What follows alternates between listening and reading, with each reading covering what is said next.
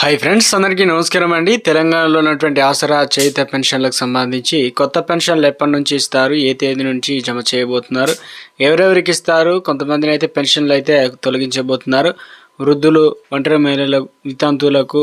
So ఈ ప్రభుత్వం అనేది మొత్తానికి ఏదైతే ఒంటరి మహిళలకు ఇంకా వీరందరికీ కూడా 4,000 రూపాయలు ఇస్తామని, దివ్యాంగులకు 6,000 రూపాయలు అయితే ఇస్తామని చెప్పింది కదా. ఇందుకు సంబంధించి మంత్రి సీతక్క ఒక లేటెస్ట్ తాజా సమాచారం అయితే అందించారండి.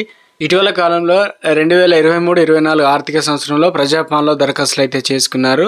దాంతోపాటు కొత్తగా అప్లికేషన్ చేసుకోవడానికి ఏమైనా అవకాశాలు ఉందా, సో ఇందుకు సంబంధించిన పెన్షన్లు అనేది తాజాగా ఎప్పటి నుంచి మనకు అందించబోతున్నారు.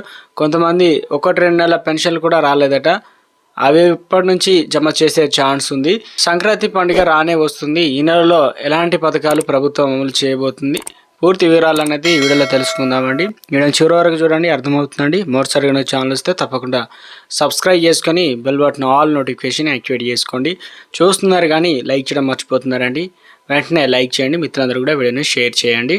తెలంగాణ రాష్ట్రంలో ఆసరా చేయుత పెన్షన్లకు సంబంధించి ఏదైతే కొత్త సంవత్సరం వచ్చింది రావడంతో ప్రభుత్వం నుంచి చాలామంది అంటున్నారు, ఏదైతే పెన్షన్లు ఉన్నాయో వాటిని తక్కువ చేసి ఇస్తారని చెప్పేసి, లేదంటే మొత్తానికే ఈ నెల ఇస్తారా ఇవ్వరని చెప్పేసి డౌట్ ఉంటే, అయితే ప్రభుత్వం 4 లక్షల మంది పెన్షన్ అర్హత సాధించారట. కొంతమంది అనర్హులను గతంలో బీఆర్ఎస్ ఇటీవల కాలంలో ప్రజాపాలనలో కొన్నిటిని వెరిఫై చేశారట. సో అవన్నీ కూడా ప్రభుత్వం అనేది ఆ డబ్బులు అనేది అకౌంట్లో అయితే జమ చేయబోతున్నారట సంక్రాంతి కానుకగా. ఇవి ఏదైతే ఒంటరి మహిళలకు 4,016 రూపాయలు, దివ్యాంగులకు 6,016 రూపాయలు అయితే ఖాతాలు అయితే జమ చేయబోతున్నట్లు ఒక అప్డేట్ అయితే రావడం జరిగిందండి. మంత్రి సీతకి అయితే కీలక అప్డేట్ తీసుకురావడం జరిగిందండి. త్వరలోనే, ఎందుకంటే రాష్ట్రంలో ఎన్నికలు అయితే ఉన్నాయి. ఈ నెల 15 తారీఖు నుంచి మనకు రేషన్ కార్డుల అప్లికేషన్లు అయితే మరోసారి చేసుకోవాలి. అవ్వాతాతలకు రేషన్ కార్డు లేదు కాబట్టి మరోసారి అవకాశాలు అయితే ఉంది.